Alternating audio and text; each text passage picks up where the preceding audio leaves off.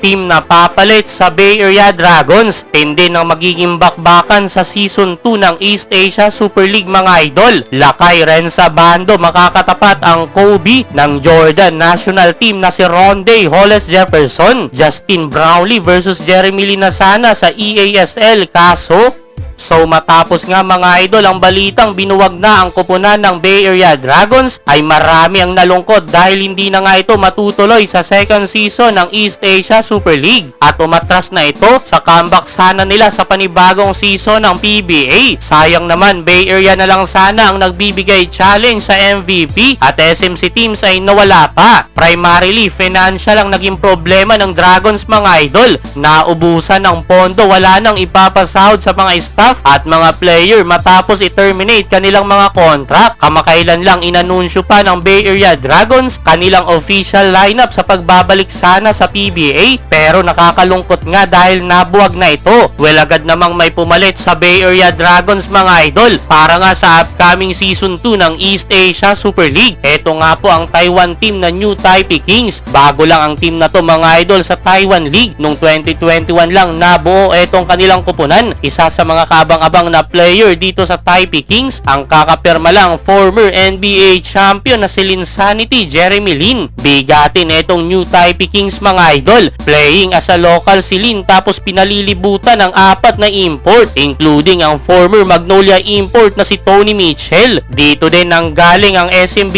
import na si Chris McCullough noong 2021-2022 season. 8 team ang kasali sa nasabing torneo mga idol. Tig-2 team ang representative ng 4 na bansa. Para sa Korean team, ang defending champion na anyang KGC nila Renza Bando at SK Knights. Chiba Jets naman at Ryokyo Golden Kings nila Carl Tamayo. Para sa Japan, Taipei Fubon Braves at New Taipei Kings nila Jeremy Lin para sa Taiwan. Token Text Tropang Giga at Barangay Ginebra naman para sa Philippine team. Pero sa kalagitnaan ng paggawa natin ng video na to mga idol, nagtaka ako bakit nawala ang team ng Ginebra sa website ng East Asia Super League para nga sa kanilang second season. Nagulat na lang ako mga idol, ilang minuto nakalipas, binalitang umatras pala ang Gene Kings at Meralco Bolts nga daw ang papalit. Ayon sa report ng Tiebreaker, no official announcement kung bakit nag-withdraw ang Barangay Ginebra. Paliwanag naman kung bakit Meralco ang papalit dahil isa sila sa mga top teams noong nakalipas na Governor's Cup kasunod ng San Miguel Beermen. Home away game to mga idol kung saan ilang mga games ka ng Philippine team dito gaganapin sa Pilipinas. Sayang kung hindi lang sana umatras ang Ginebra, dami sanang manunood. Hahatiin mga idol ang 8 team sa 2 grupo. Sa Group A magkakasama ang anyang KGC, Fubon Braves, Chiba Jets sa Token Text Tropang Giga. Kabraket nila Renza Bando ang left-handed Kobe, best import ng Token Text na si Ronde Hollis Jefferson. Nasa Group B naman ang SK Knights, Ryokyo Golden Kings, New Taipei Kings at Meralco Bolts. Top 2 teams of every group ang aabante next round. Justin Brownlee na sana versus Jeremy Lin mga idol at may chance pa sanang magkaroon ng rematch na JB at RSJ. Umatras lang kaso ang Barangay Ginebra. Well, naglabas na ng schedule ang EASL. Mababa pa lang tournament to mga idol. Sisimulan sa October 11 hanggang February 7, 2024 ang elimination game at March na matatapos ang mga papasok sa semis at finals. Paano kaya pagkakasyahin ng Token Text at Meralco ang schedule na yan mga